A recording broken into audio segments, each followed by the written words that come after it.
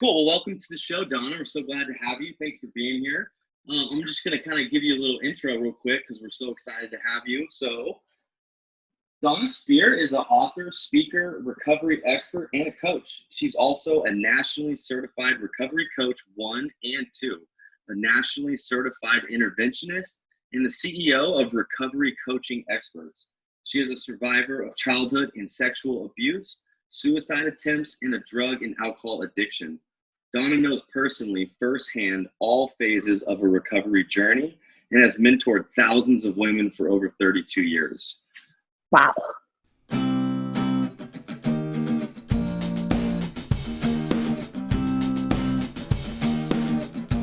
So there's that. Donna, thank you so much for being here. How are you? I'm good, Dallas. Thanks for having me. Hi, Angie. I'm glad to be here. Same. Glad to have you. Yeah, of course. How's your day been? How is everything? You excited? Oh, man, I just moved to Scottsdale. We just had our third pod delivered today. So I am up to my ear in U-Haul boxes. Oh, unpacking and yeah, not fun. Sorting, unpacking. I'm finding things that I don't recall buying all this stuff. You know, I mean, it's like I never knew I had so much stuff. I just have stuff. It's amazing. I'm like, when did I acquire so many pillows, sleeping pillows? You know what I mean? It's like I don't ever remember buying like 11 king pillows. You know? Yeah, Oh, it's just like bizarre. It's bizarre. And they're all suctioned in those giant Ziploc bags. So then you open them up and it's like, now where do I put them? they all expand and take up so much space. It's a quality problem. It's a quality problem. Yeah. That means you've got to have a lot of guests over for sleepovers, I guess. That's it. And you know what? We moved here 2 months ago, and I'm not kidding. My husband, he has invited everybody. For a year, we've been saying, we're going to Scottsdale. We're going to Scottsdale. Come visit. Come on. Come visit. Come visit. I am not kidding you. We have had non-stop visitors since we've been here. This week alone, we have 3 sets of couples in town. 3. Wow, just to see you guys. That's beautiful. Yes, and our boxes. So I know it's been crazy, but it's good. It's been good. Life's good.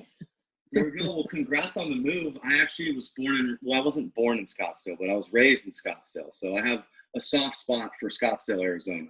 Really? It's lovely here. It's absolutely lovely. And you know what? I just left where you guys are. Literally, I was probably 15 miles from where your facility is in the Santa Cruz area.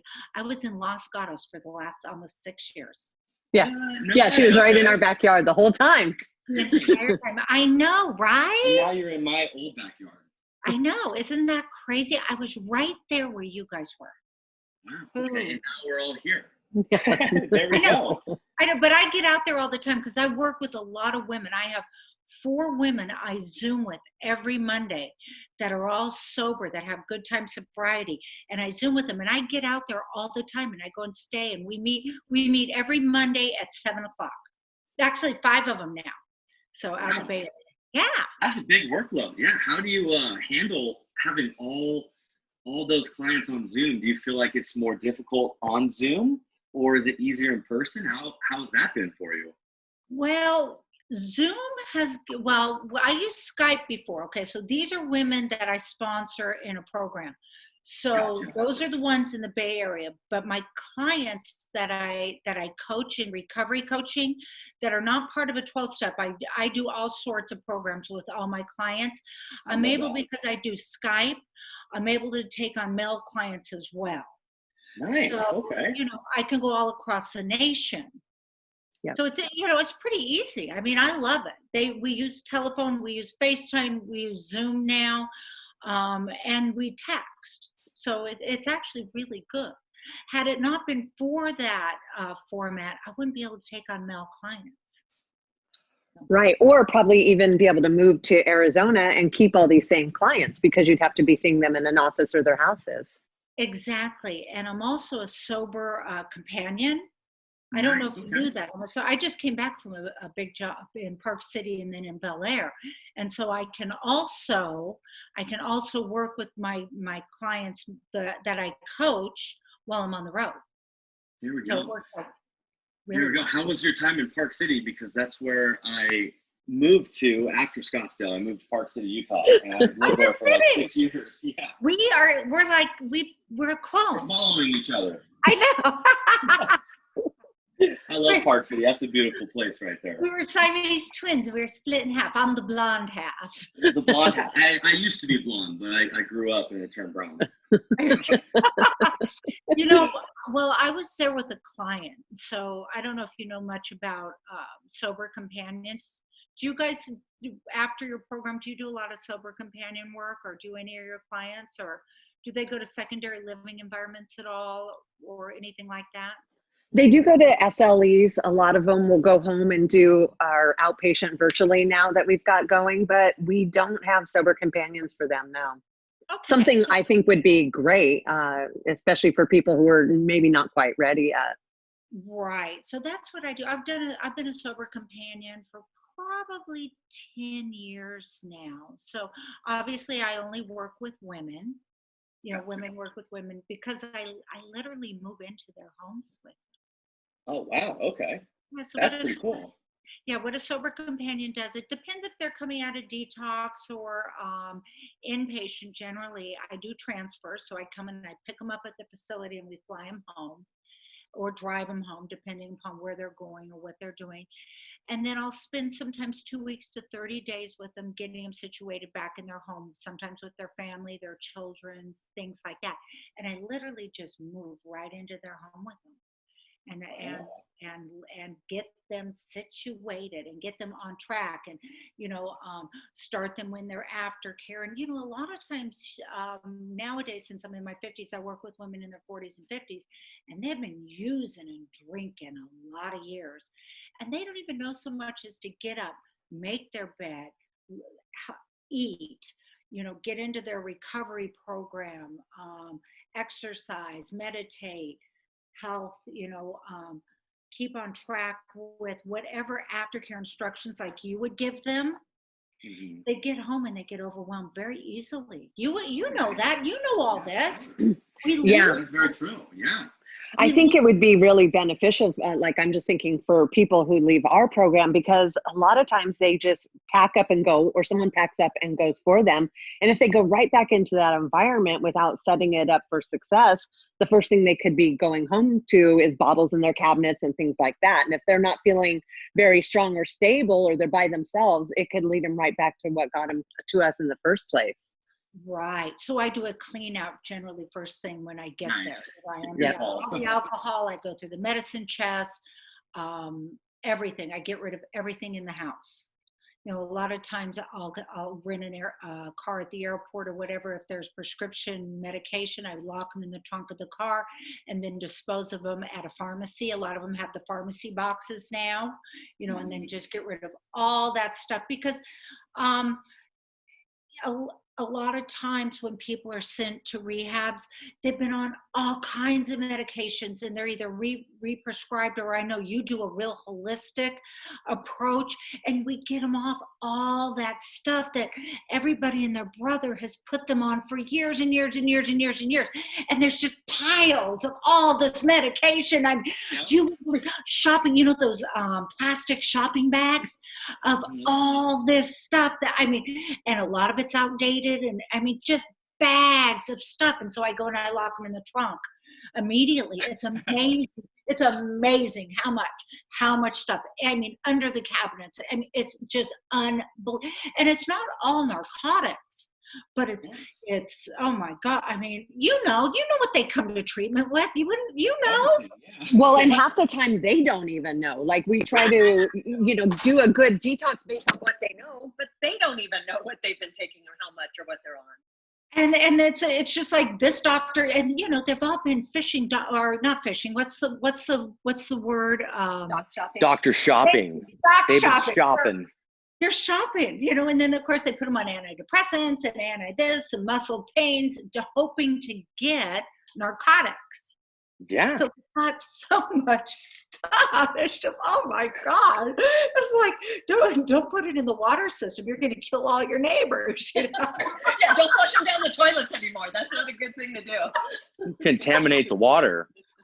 Well, that's so cool that you do that. I definitely, I don't have too much experience with sober companions. One time I had a family member that I was trying to get to treatment, and he didn't have a license. Mm-hmm. And he also he didn't have any ID, so he couldn't fly into treatment. Right, So right, Sober Companion picked him up from Salt Lake City, Utah, and right, drove him all the way out to Santa Cruz for right. like 18-hour drive. Oh yeah. But he So my but he got company, here. Yeah. we do transfers. We do Wow. Okay. transfers. We don't do minors, so it's not that kidnap kind of thing and bring them that kind of thing. Right. But we Yeah. do That's not transfers. good. Yeah. Yeah. Put them on the plane and we get them there, or we drive them, or whatever it takes. And it's a loving approach. It's always out of love. It's out of love and concern, and it's with the family. So we let the family know that they're taken care of. Of They're course. always taken care of. And we pillows and blankets and snacks and water and whatever else they need in the car. It's always out of love and concern. And let the family know that they are completely in good hands. That's the number one thing. Oh yeah. I mean, because the reality is we can't hog-tie people, throw them in a trunk, and just drag them to rehab. So there's got to be, you've got to get them willing, and the best way to do that is to really care for them. So Right. I mean, they may need it, yes. but it's really important, especially on the way there. And there's always two people who take them, one driving and one sitting in the back with them, always. Wow. That's so awesome. Yeah. Yeah. I'm so glad you guys do that. That's an amazing service. Yeah, and I was kind of interested too, Donna, in hearing about how you got into recovery, and then also how you got into the recovery coaching and all of that. Because I know for myself, I couldn't imagine coaching in recovery for at least the first 2 years, because I knew I didn't know anything the first 2 years of my recovery. Dallas, there's days I don't know anything now. Thank you for saying that. I feel the same way. It's debatable. It depends how I wake up. No, you know, I got sober and clean and sober at 23. When I stayed clean and sober, I mean, I came in at 18. Right, I came in at 18, way back in 1982. Gotcha. So Okay. this is before the Betty Fords. This is before, I mean, no one even knew what to do with me back then. I mean, there was like nowhere to go. There was nothing. Yeah, nothing was figured out yet. Right. And so, and I'd been already suicidal and in and out of the mental wards and no, and overdosing heavily early on. And I was just strung out and using drugs at an early age and all, the typical story. It just happened long ago to me. So the first time I went into a hospital, I was freebasing. So this is way you and you would remember this when Richard Pryor was catching himself on fire and all that. That was back then when it was like, oh my God, if you're freebasing, you're a serious drug addict. So you didn't tell anybody. Yeah, it was a secret. Yeah. I was like, you do it in the garage. And so, right. I mean, nowadays I got to tell you, my girlfriend just went in LA, in San Francisco. She went and pulled into a gas station. There's two guys in between the pumps smoking crack. Nowadays it's like, you get your gas and smoke some crack. That's how they do it up there. Planes, buy the gas. No big deal. It's like, get yourself on fire and smoke some crack, wash your windshield and light up a bowl. But back then it was like, oh my God. So anyway, so I was exposed to getting sober, but I wasn't done. I didn't think I was an alcoholic. So I went back out 3.5 years, not on cocaine or drugs, because I knew I'd die. And I just drank for 3.5 years until I knew I was alcoholic. And then I walked back in at 23. Gotcha. Done a lot more damage. I was big on getting married back then. I think when I came back in, I'd been married like 2.5 times or something. I don't know. I've been married all over the place and whatever. So the first 5 years of sobriety was all about just getting sober and getting divorced and cleaning up the wreckage and all that. How I became a coach was, I think it was maybe 15 years sober. I'd say between 15 and 18 years sober. I was living in Orange County where I got sober. And I noticed Newport Beach, there was, Newport Beach is really big on, it's like the Riviera of recovery homes and Right. Real uppity. it's like, yeah, it's very uppity. And if you have insurance, you go in and everybody sends their kids there. And I worked with a lot of women, but I noticed they did not have a place for women to go who did not have insurance. That was what it was. And so I came up with an idea to open a place that did not charge, that did not take money from state or federal. And so I got my 502c3 and I teamed up with 2 other people and we opened a place called the Lynn House. And what it was it was a 30-day, it was mostly a detox, because you need all the licensing, as you know, to have therapists and all that come in. And it was ran by volunteers. And we opened it up at the beginning. It had 6 beds and you could come in and we would clothe you, house you, and feed you for 30 days. And then we would get scholarships for secondary living environments. Wow. And that's amazing. And to this day, it's actually still open, and we've had over 2,000 women go through. Wow. Ooh. I know, right? That's so amazing. Because it was needed, and it was, yeah. Yeah, and they're lined up. Still needed, yeah. Right. So it's kind of a detox. It's ran by volunteers, and it's scheduled, and everything's donated, and we do little fundraisers. I'm not so much involved in that anymore,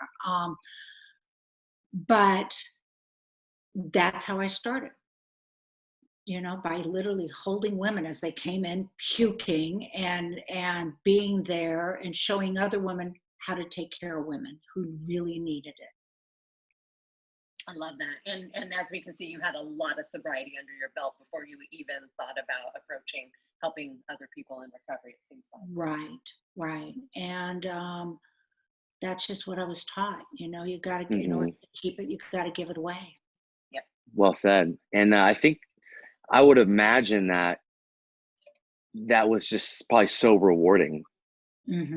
Like just imagining that, and because one of the things that breaks my heart even to this day is trying to figure out how to get somebody into treatment and having there just be so many barriers to getting help. So I love the idea of you eliminating a barrier for people to get help. I think that's so cool. Because of the monetary and the insurance and the, just the crap, basically. The crap, yeah. Yeah, total crap. As you guys know, and as I know, a lot of, well, at 1.5 years sober, my brother died of this disease, right? And I come from a perfect little family of 6 kids, and mom and dad had been married, and from the outside were perfect. And then my brother was found dead, shot in the head in a motel room. Oh God. That's, but that's the reality of the disease. That's just,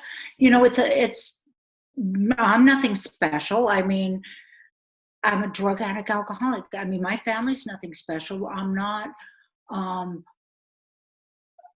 why should we not get hit with death? Right. That's a good point. Yeah, it's very true. No, who are we to avoid it? Right. Just because I'm a pretty girl doesn't mean that, I'm surprised I'm not dead. And I watched, even in Newport Beach where I got sober, I watched a lot of people die. I watched girls that I sponsored die. I know you guys are in recovery, Yep. If you're a drug addict, alcoholic, we don't have a lot of options. No, it's just a very high risk lifestyle. There's so many dangers to yourself from other people, environments you're putting yourself in. It is very high risk. Yeah. Right. I mean, it's if you're really, I know for me, I'll speak for me. If I'm really, really honest with myself, it's A, amazing I didn't die. B, it's amazing I didn't kill anybody else. That's a very good point. I couldn't agree anymore with those things. Same. For you and myself. Right. And probably Angie. I've heard her story too, and I'm glad she didn't kill anybody or herself either. Yeah. Right. I just didn't have any respect for it. I mean, every time I drank, I drove. Yeah, me too. that they're alone. I mean, that's just a reality. It's sad, but it's true. I mean, it's ugly. It's ugly. My disease is ugly. It's not pretty. It isn't pretty. And I think that that's one of the biggest messages that I carry. I really carry the honest truth about who I am and what I did. Mm-hmm. I really do. And it's really important because I've had a lot of girls I've worked with die. In fact, the first group of girls that came through the house, the Lynn house that I worked with, the free place, Yeah. 6 girls in the first 4 months, one of those girls died. Oh man, that's brutal.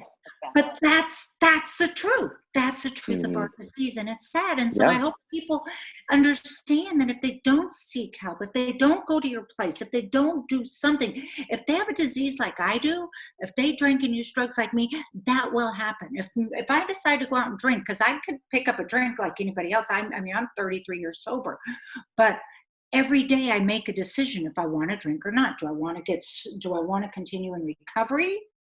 Or do I want to go back into relapse and bad ideas and bad ways? Every day I have that decision. What do I want to do? Stay sober. Right. Yeah.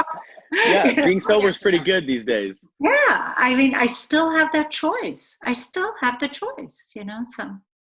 Well, and it's lifelong work. I think those of us that have been in recovery for a while, we realize it's not just, oh, I did that, I'm better, all fixed. Like, you got to continue working on yourself, keep doing the work, keep going through the steps, keep digging deeper. It's just so many layers to it that it is a lifelong process. It's not a one and done. You got to keep doing the work. Right. I evolve as a woman, as a human being, as a mother, as a recovery coach, as a sober woman, as a wife. I've evolved every year of my life. And so is my sobriety. So is my recovery. Like, I'm going to give you a perfect example. Okay. So when I got sober, there was the 12 steps of Alcoholics Anonymous, and that's where I got sober. Okay. So when I went and trained to become a recovery coach, I was so narrow-minded. I was so stubborn. I was so, this is the way you got to do it. This is the way, my way, my way. And then I realized, you know what? Not everybody gets sober that way. Written 80 years ago. And that book says we only know a little. And it is correct. And I found that way. I found that out. There's tons of ways. There's smart recovery, for one. Your program teaches smart recovery. And I know a lot of people, including my clients, have gotten sober with smart recovery. And it works. Absolutely. Yeah. So see, go ahead. I'm sorry. And it's similar for us. Like, we had to realize that we're not a one size fits all either. And that's how we developed our curriculum and modality, because not everybody learns the same way. And we've got to be able to reach more and more people. Right. And so there's so much out there for recovery right now. And for me as a coach, I have to be open-minded to understand not everybody's the same. Not everybody's the same. And it took a lot, because I was brainwashed, but as I learned, and as it's like my recovery has changed, and I have evolved as a person over the years. Yeah, well, I think that's just natural. What got us sober, we know it works, so we want to impart that to others. It takes, a lot of years of experience and being acclimated to other things to understand that they can work too. We used to be very much the same. We were very closed-minded, and we've since, we even hosted a conference a couple of years called Modality, which invited all different kinds of treatment in, so we could all see how much we have similarities, not just differences. And so we could help more people with those things. Right, because exactly, so you can help more people. And that's the answer. Yeah, there's plenty of people to help. None of us need to corner the market. There's endless people for us to help. Yeah, I'm so glad we brought that up too, because I think that one of the things that I talk about a lot, at least with the clients that I work with too, is that the way I got sober isn't how they need to. It's like, if I limit my view or perception of it's my way or the highway, this is what worked for me, so it has to work for you, then the chances of being able to help more people is very limited. My life is very specific.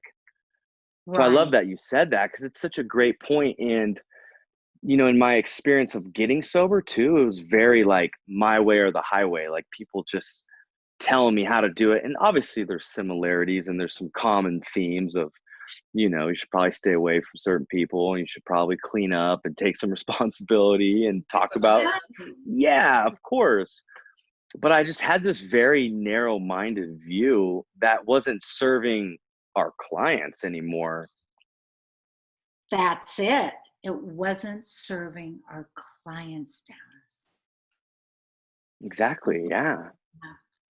Yeah. So that's been probably my biggest takeaway in recovery and I learned it from someone named TJ Woodward, where he said, like, how hard is it to have all the answers for everybody? Like, what if you didn't have to have the answers? Mm-hmm. What if your clients already had the answers and you were just there to help them explore that? Right. So I don't know. Do you have any experience with that? Is with your coaching? As far as not having the answers? Yeah, or just as far as no, that's funny. That's a good point. No, but as far as like feeling this obligation to need to fix or solve for your clients? Well, okay, so let me explain. A lot of people don't understand what a coach does versus, so like a therapist works in the past and all the baggage and stuff, okay? A coach works in the present.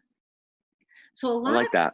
Yeah, so that's the difference between a coach and like what a therapist. People always go, well, how do you deal with all their little issues of being a child? No, I don't, please. Oh, I don't. Yeah. Their family of That's origin beautiful. or all that. Call a psychologist, right? I deal with the present. I deal with what's bothering them. So the very first thing I do as a recovery coach is I have kind of my own curriculum. I send out a very detailed sheet of questions. Okay. Lots of questions for them to answer. And a lot of times they don't realize that it's almost the same questions over and over in different format. And I find out I find out what it is their secret desires are. Mm-hmm. What it is they're missing, what it is they really want. What are you missing and what do you want to do? And a lot of my clients actually are not newly sober, most of them. Most of my clients are between 5 and 15 years sober and they're stuck. They're Got it. stuck in life. A lot of them have gotten or have received the gifts of sobriety and they're like, is this all there is? Or it's, what am I missing in life? I've got the wife, I've got the husband, I've got the toys, I've got the job, I've got the this, I've got the that. Now, what am I missing? And through this series of questions, I find out usually what it is they want. Mm-hmm. And I'm able to kind of just go, this is what I see. Am I right? Am I wrong? Am I right? Am I wrong? And if I'm wrong, I'm like, okay, well, let's investigate a little bit more. And then we get into that and I go, okay, now that we kind of have an idea of what you want, let's set goals. Got it. And then let's work on these. And so a lot of them are what they want spiritually, what they want financially, what they want. And there's like 5 or 6 different levels of things. And we're able to set the goals. My idea of coaching, I don't want to keep you coaching forever. You don't need me forever. I'm not a therapist. I don't want you in my life forever. I want you to be happy. But you know what I mean? This isn't about a money grab.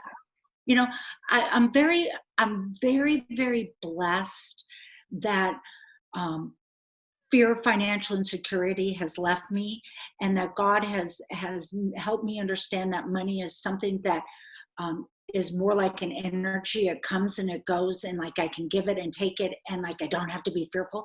So it's not like a money grab. For me, it's like, let's find some happiness and move on. Yep. Yeah. It's like having someone, giving them the water wings. Once they know how to do it, taking the wings off, you're like, look, you're swimming by yourself. I'm done. Right. Yay. And you know what? If you jam, text me. I don't need your money. Text me. Let's find out. If you need a little spruce up, let's go here. Right? Yeah. So that's what it is. I don't want to have you for more than 3 months because probably you're going to bug me. Yeah. No, I love that. You have to go now. I think you're great. Bye. Go to your wife. Go to your husband. Yeah, go live now. We know how. Let's go do it. Right. No, I love that too, because a lot of times I feel like, I see clients come in with psychologists, and they've been with therapists, and I feel like they get slow rolled, where it is more of this: the longer you're with me, the more money that I get, and the slower that we take things, the more money I get. That's ideal in the now. What is it you want? How do we get you there? What makes you happy? Is it happiness? If you have stuff to process, I send you somewhere else. Of course. Yeah, I love that. I don't want to process your junk. Yeah, and we're the same way. We got 60 days to figure this out. Let's go. Let's get started. You figure it out. We're here to guide you, but we want you to figure it out for yourself. We're not going to tell you what that problem is. I'm coming to work for you guys. I can't believe I'm gone. Yeah. We would love to have you, Donna. That would be amazing. That would be amazing. So that's what I do as a recovery coach. Some of them have wanted to write books forever. I wanted to write I want to learn a second language. I'm like, well, why not? Okay, so this week I want you to make 5 phone calls. And the next week you're going to tell me how they went. Okay, now pick one. It's just stupid accountability. But they can't seem to get out of their own way. That's what it is. It's amazing. I mean, I recently, and I've never had one of these before, but I spent like the first 6 months of this year with a business coach, and I've never had a business coach before. And it was a very similar thing, just kind of reining me back in and putting me back on, giving me homework. And it changed my life. It helped me so much because I didn't need a therapist. I needed somebody who didn't work for me. Well, I mean, I pay him, but looking at things from a different area to keep me on the rails. And he's actually the one that gave me the idea to start podcasting.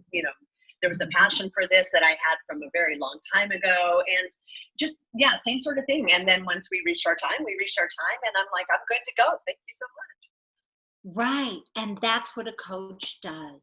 That it's like a mentor. That's what we do. And yay. And I'm glad it worked. Good.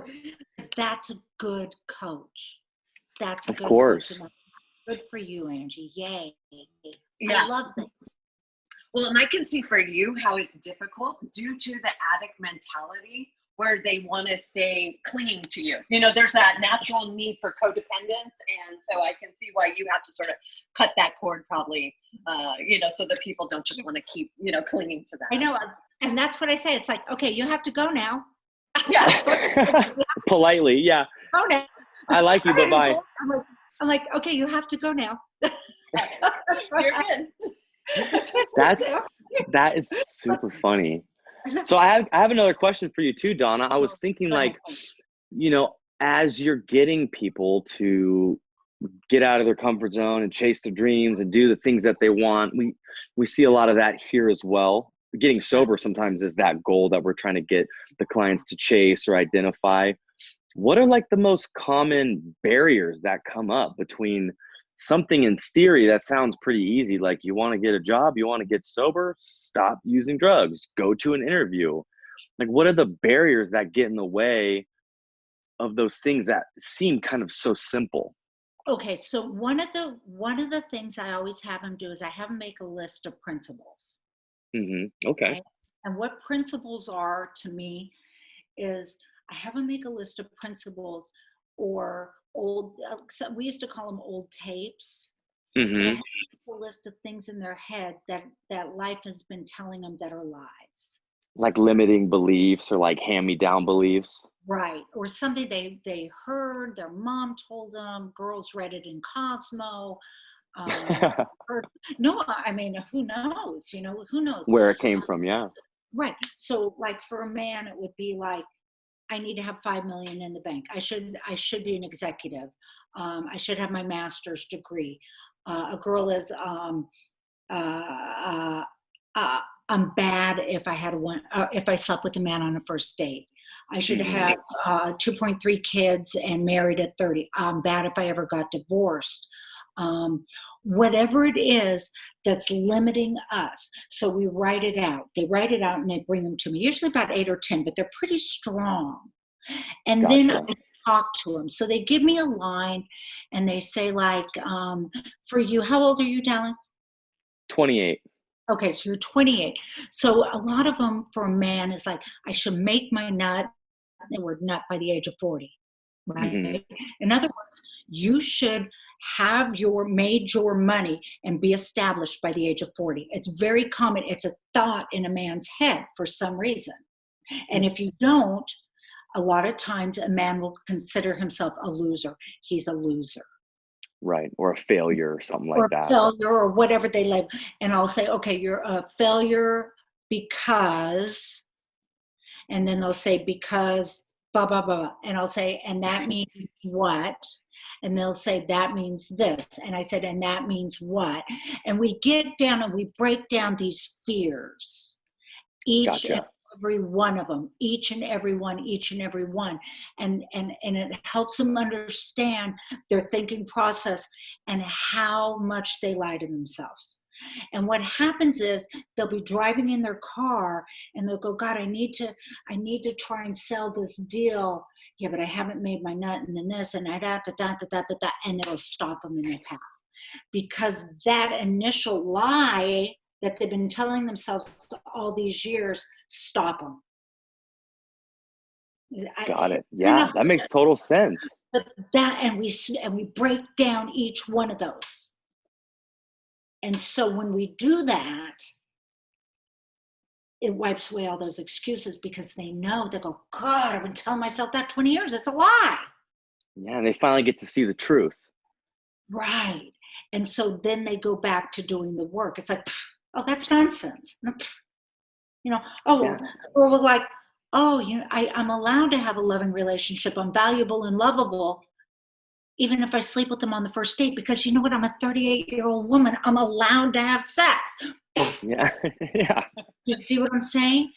Well, so, a lot of it's subconscious. They don't even know it's there until you point it out to them. So we break it down. I'm like, so wait a minute. So that makes you a tramp because why? Well, because I heard that in the 11th grade. And that makes me what? And what? And what? And they're like, oh my God, really? I'm 38 years old and I'm still believing that? I'm like, exactly. Yeah, it hasn't been like challenged or questioned in so long that we just still run off that software. Like it's just still super valid. Right. And then we clear it. We just clear it out. I love that. Yeah. Or update it.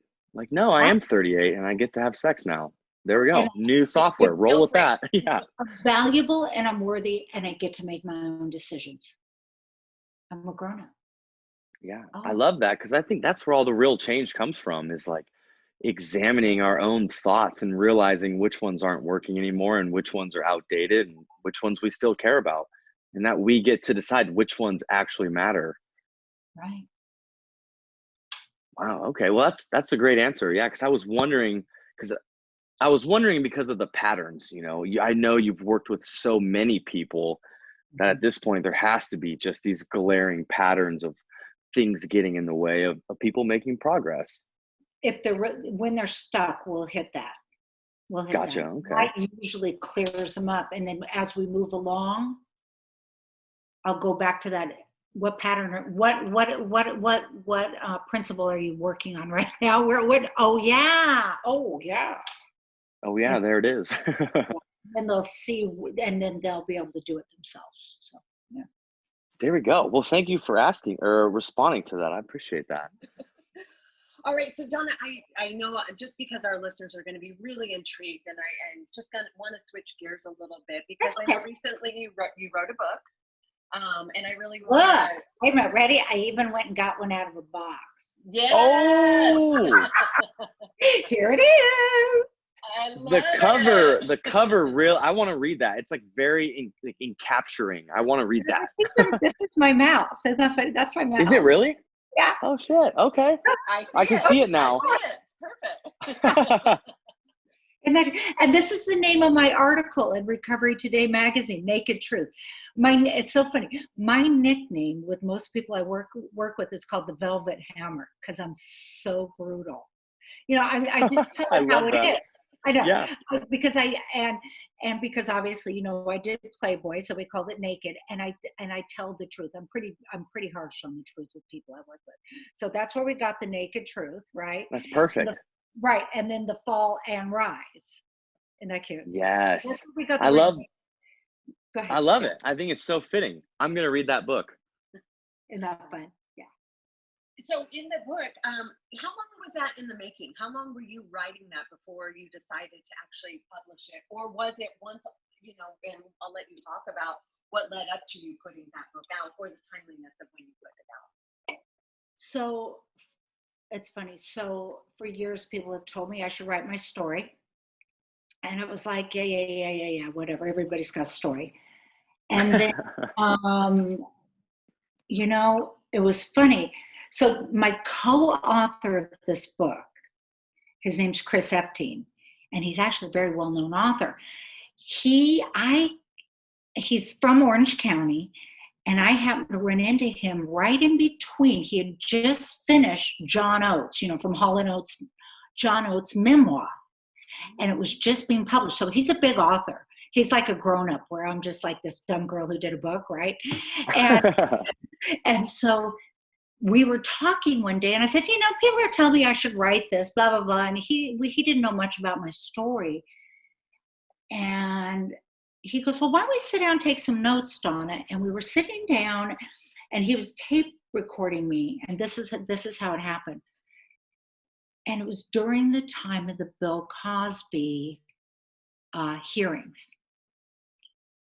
And I had because being a 12-step program, we do inventories and we write and we tell people about our past and we put it away. And I hadn't talked about Bill Cosby in 20 years. Right? Gotcha. There's nothing to say. My family didn't know Gotcha. about it. My sisters, my husband didn't even know about it. Not that I had kept it from him. There just wasn't anything to say, right?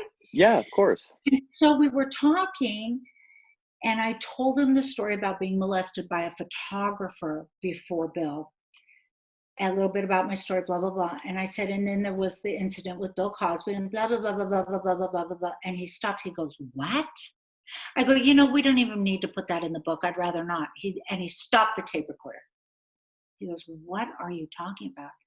And I said, I had an affair. I don't know what you even really want to call it, a relationship. I said, with Cosby for like a year and a half, 2 years. And he goes, did you just say you were 16 years old? I said, yeah, I didn't even have my driver's license. And he goes, Donna, that's against the law. And I said, yeah, I know. I've done a lot of work about that. I said, yeah, it was actually child abuse and all that. And he goes, maybe we should talk a little bit more about that. Yeah. Well, honestly, like my family doesn't even know about it. So I don't really know if I want to put it into a book. Mm-hmm. So anyway, make a long story short, he'd called his agent and his agent jumped on it. And we sent it out to a bunch of people out of New York. And because Bill Cosby is so litigious, I think that's the correct word. The big firms loved it. They wouldn't touch it because he is so dangerous. And he hadn't been convicted yet. They loved it, but they wouldn't touch it.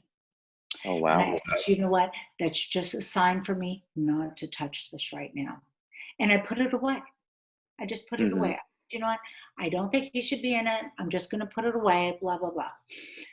And so Chris and I just kind of put it away and we didn't touch it. And then one day I thought, you know what? I'm going to write it.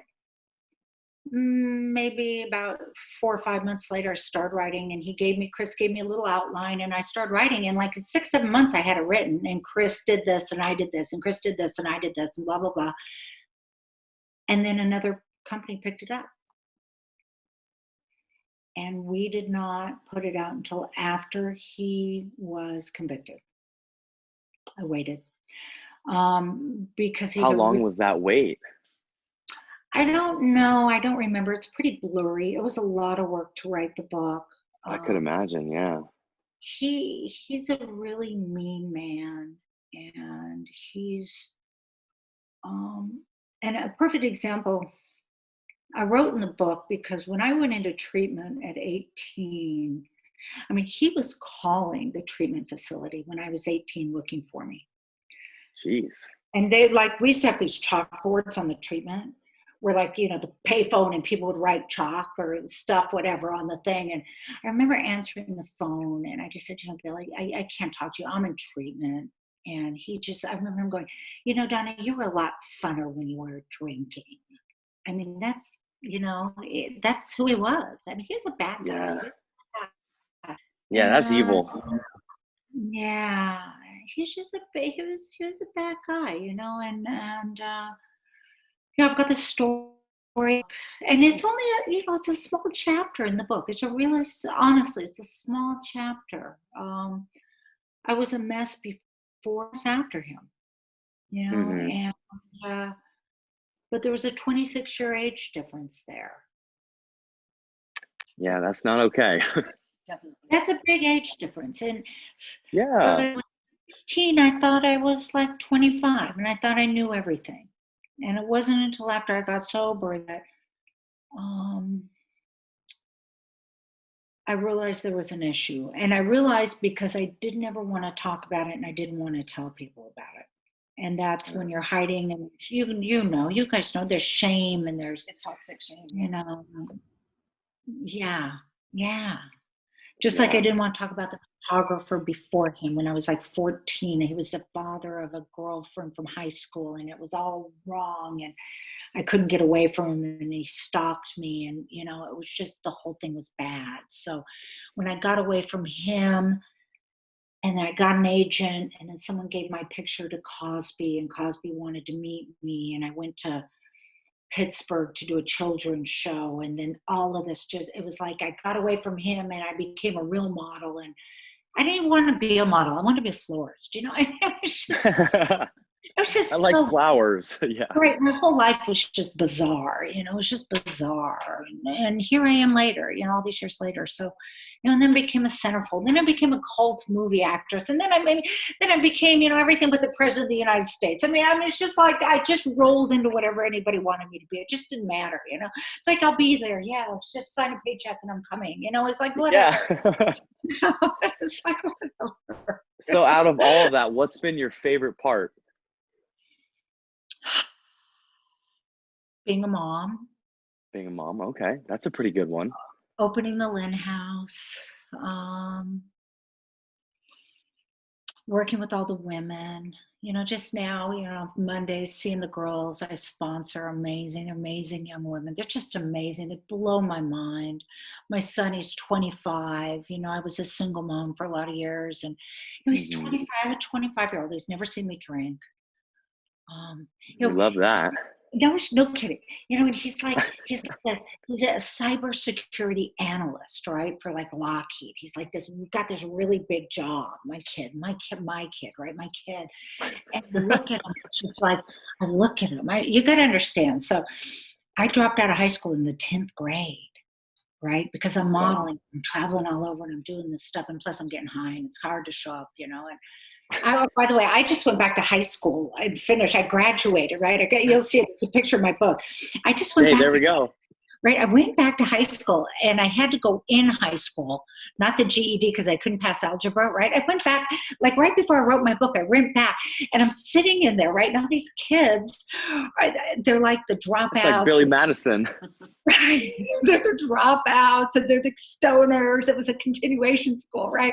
And here I am, front of the class. I had everything but Snoopy Lunch Pail, right? And I'm sitting there, and I'm showing up. I did 2 years and 10 months, right?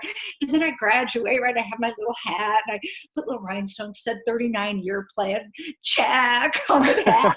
And we're walking. And then I got this kid, right, who's working for Lockheed, who's like a cybersecurity analyst, and he says things that I'm like, will you sponsor me? He just blows my mind. I'm like, how did you belong to me? Well, you've set an amazing example to him his whole life. I don't know why you're surprised. just blows my mind. I'm like, I look at him, he's like 20, he's almost 26. I'm like, when I was your age, I was like on my second, third marriage. I'm like, oh my God. He's so balanced. I'm like, at his age, I couldn't separate my blacks from my whites still. I'm like 3 years sober and I could barely balance a checkbook. And he's like working for the government. I'm like, are you serious? Damn. Right? I'm just like, you gotta be kidding. He's like first generation who graduated college in my family. I'm like at university. I'm like, really? It just blows my mind, but that's what getting sober does, just like, whoa.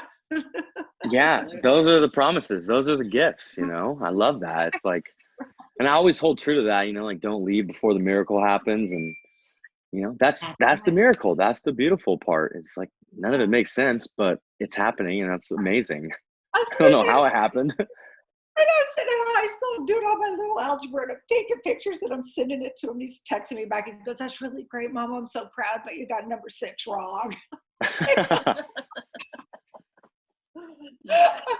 is my life. I'm so lucky. I'm a lucky. So that's what it is. That's my life in a nutshell. I've had a good life, I've done everything from, dancing on tables at the Playboy Mansion to holding girls' hair back while they're puking at the Lynn House. You checked all the boxes. Yeah. Well, you're definitely an inspiration to many women everywhere and in recovery. And I really believe by you being honest and sharing your story, I know there's a lot going on in the world right now with rumors of, pretty high name people being involved in pedophile rings and everything. And I hope due to your vulnerability and honesty that more women will start coming forward so we can really try to stop what's going on and what's been going on for a really long time and uncover that and expose it for what it is. Yeah. Because like you said, it's at the root of a lot of addiction. There's so much shame and guilt and everything that goes in that. And, having put women through our program for 26 years, almost one for one, every woman has gone through something like that. Absolutely. And it's a silent killer. It really is a silent killer. And it's not only women, it's men too. And I think one of the biggest things, the myth, because I've done a lot of speaking on sexual abuse and pedophiles, and because I was a minor, I think the biggest thing on predators is that back when all this happened for me, we didn't talk about it back then, and now we talk about it more, and there's a lot of exposure for it. But I think the biggest thing is that predators, we have this vision still in our mind that the predator is the man who drives up in the car and he snatches you and he drives off, and that certainly does happen. That happens. Or he's in the coat and he flashes, and yes, that happens. But 8 out of 10 times, the predator of your children or of someone teenager is someone he is within the family structure, meaning he's a relative or close to your family structure or a neighbor. He has been within your house. He has sat at your dinner table. You have sent your child to his home or his belonging. In other words, you have sent your child to his home for lessons. You have sent your child to his home for Cub Scouts, Boy Scouts, Girl Scouts, somewhere, swim team, somewhere. You have sent. The predator needs to make his way into the family of trust. Of course. Wow, that's scary. It is. And I've done a lot of speaking, a lot of research on this. And so that is one of the things that I try when I talk a lot, when I talk on my book, that I work with moms to explain that the predator is within the family. And both predators in my life were within my family structure. I mean, people go, Donna, how did your parents not know about Bill? Because if you look in my book, there's pictures of my parents with Bill Cosby. He knew my sisters, he knew my family, he took us all on vacation. We went to Vegas, we went to Bill Hara's, because he worked for Bill Hara at Hara's casinos. He worked in Vegas, he worked in Atlantic City. I mean, we traveled with him. My parents traveled with him. He would send my sister flowers when she couldn't have a baby. I mean, everybody in my family knew him. And they said, how could your parents not know that you were sleeping with Bill Cosby? How could they not know that? And the simple answer is, why would they think I was? Why would they think Bill would hit on a 16-year-old child in 1978, an African-American man, 26 years my senior, under my father's nose? The man who was the spokesperson for Coca-Cola, the man who was the spokesperson for pudding and Jell-O, the man who was the spokesperson for Rolex. Why would he be interested in a 16-year-old, a Caucasian child? Because he was a predator. And he had to get into the family circle in order to do that. Yeah, that is scary. So what would you say would be some warning signs, some advice to parents out there that this could be happening, or Okay. what to look for? So the grooming signs are an adult who is taking interest in a child in your family. Adults do not take, I do not go to my girlfriend's house and take special interest in one of their children. Good point. Yeah. Unless I have a child and they play together. I don't take interest in someone's child. First of all, I don't really like kids, especially other people's. But, right? But I don't take interest in it. Do you take interest in someone's child? I don't have children, but nor do I take interest in children. Yeah. You don't. Yeah. Because you're not a predator, but a predator will. And they will find an interest that child will have. See, Right. They will find an interest that will interest the child through the adults. Scouting, modeling, kayaking, freaking carpet weaving, whatever. Piano, photography, something that might interest that child that they can do together, or will separate the child from the family, but it will be very slow. Then there will be certain things that the parent will do, that the predator will do, but it won't be in your interest or in your presence. They will also start buying gifts for the child. That's the next thing. They will buy gifts. Mm-hmm. But the predator will also do things like start to touch them because they will make the child's body part of their own, and it'll become very subtle. They'll start touching to make it normal that the predator touches. Normal places. Oh, it's so good to see you. And it hugs, little things. So it becomes normal. Mm-hmm. Normalizes the touch. And maybe months later, before he ever lays hand or she lays hand on the child, the touch has now become normalized. These are all grooming practices. The adult calls the child. The adult will call the child. Call the child. Why does an adult? Did you ever see the thing with Michael Jackson on HBO? They did a thing on Michael Jackson where Michael Jackson groomed the children. And the mother would say, Michael would call my son, and they would talk for hours. That's weird. Yeah. What are they talking about? Cosby would call my house all the time. All the time. He would call. The photographer would just show up. Photographer would call me. Yeah. It was the exact same thing with both of them. And your parents were very trusting. Obviously, they had none of this in their system, so they had zero reason to suspect. They just thought, how cool, this person really likes us and likes my kid. That's amazing. Photographer wanted to teach me lessons. He thought I would be a good model. He thought this, he thought that. And it was slowly over time. And then it happened with the photographer, and I couldn't say a word. He had taken a couple semi-nude pictures. I was afraid he was going to show them. And that was it. A couple suggested pictures. Yeah, so he made you feel bad or weird about that. Like lateral on me. Mm-hmm. Is that when you started using? Was that the start of your drug and alcohol use? A serious drug. And I had been smoking weed and partying a little bit, but that was when the drug really bad. The suicide attempts, the overdoses, the mental hospitals. Yes. And then I went from there. And I remember after all that, trying to get away from him, I mean, he stalked me. He'd show up at my house. To try and get me over his house. I mean, it was insane. And then I remember finally, I took the pictures and I went to a modeling. I never wanted to. I went to a modeling agency, and the modeling agency just so happened that day, and this is all in my book, that day said, they're having a casting call in LA for a Seiko watch commercial. Why don't you go up? You can cross. And I looked at my mom and I'm like, okay, let's just go. And we drove up and I landed the commercial. Just landed. And all of a sudden I was a professional model and I didn't man anymore. And that got me away from him. And that was the best thing that ever happened.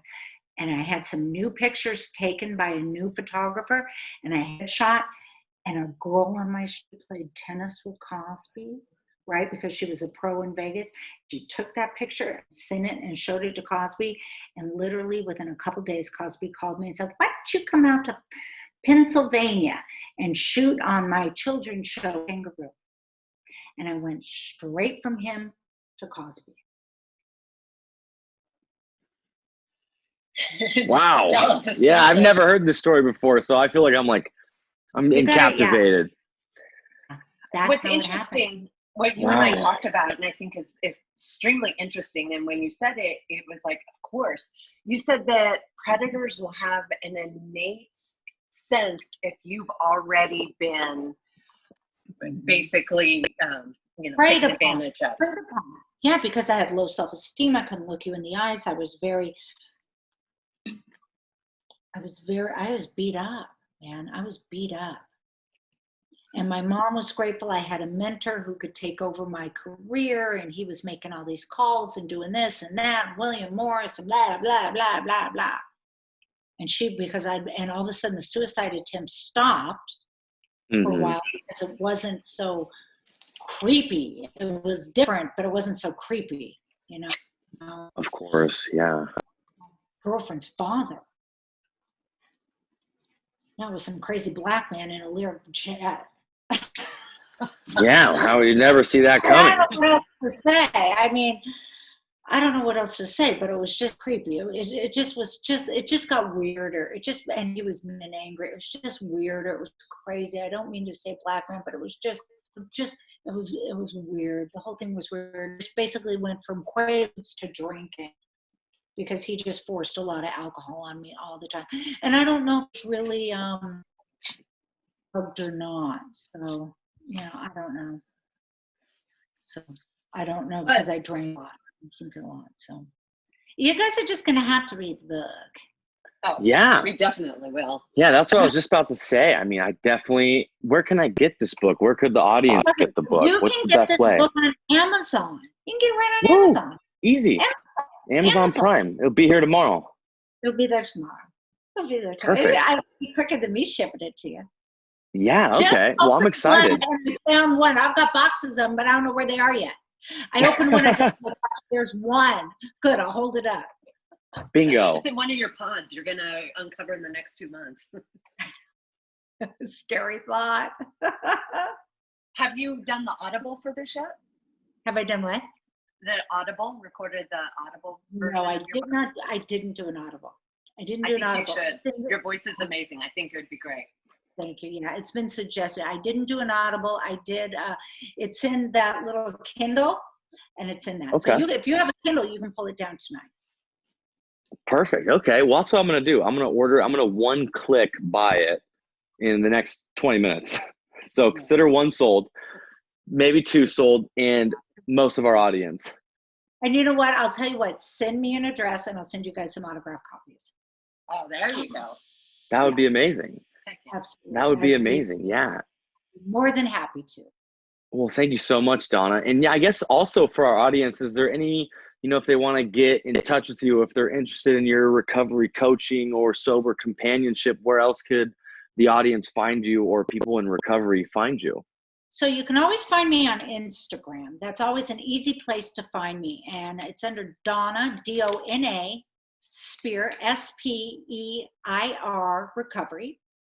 Okay. And you can also find me on my website at donaspeir.com. You know, my mom, I don't know why everybody goes, when I was modeling in such a great name, such a great actress name. And I'm like, no one can spell it. My mom did this to me. Dona, D-O-N-A, Speir, S-P-E-I-R, and I always say E-I-E-I-R. You know, it's like a star. Thanks, Mom. Exactly. I'm like, really? Really? So it's donaspeir.com. You can always find me on my website there too. So that's where you can find me. And I have, coachings there. Instagram, you can find me. I'm on too much on Facebook right now. I'm a busy girl. Busy girl. There's nothing good on Facebook anyways. Just like you guys. You guys are busy too. How's your Super place busy. in Tahoe? Tell me about your Tahoe place. So it's our shorter term program. So it's like our 30-day program. So they'll do our detox here because we have all our detox done here in Santa Cruz. And the 30-day program is up there, and they do mindfulness, sort of a, not a mini version, because obviously you can't do as much in 30 days as you can in the full program, but we still get amazing results. And you know, the facility backs right up to the national forest, so the backyard is the forest. It's beautiful. So they go on mindfulness hikes down to the lake, and it's a beautiful place to have rehab. Much like here, we overlook the Monterey Bay, so both of our properties are just the perfect place if you want to get sober, where you can just enjoy nature and the environment. I saw your pictures. They're just incredible. I'm like, wait a minute, I don't need rehab, but can I come for vacation? Yes, you can come. We'll give you a special room. I'll bet. You give me a special room. I'll bet you will. We'll get the dog thing over there. She's the crazy one. Put her over there. Give her the special room. Are you kidding? We'll put you to work. We'll have you run some of our groups. I'll tell you what, I would love to come out and meet some of your people. Next time I'm out there, I'd love to come out and talk to some of your people. Love to. So, okay. Anytime, we're going to hold you to that, because like you know, we're right over the hill from where you used to live. So we're right here. Lucky, I'll tell you. Lucky people. They really, you guys are fabulous. I think, and I've seen the pictures. It's a beautiful place. So wow, good for you. Thank you so much, Dona. Yeah, and thank you for being on the show. This has been awesome. I'm definitely excited to read your book, and it was definitely good getting to know you and meeting you technically over the computer. But we should definitely get you here in person, do some groups, maybe follow up on the podcast, and I can tell you about what I thought about the book. Oh. No. Anyway, thank you. You guys are great. Thank you guys so much for having me. I can't wait to meet you in person. That would be that. Okay? All right. Have a great night. I know you have a nice dinner planned. Ooh. Yeah. So go enjoy your evening, and thank you very much for being on our show. Okay, you guys. Thank you so much. It was great. Thank you.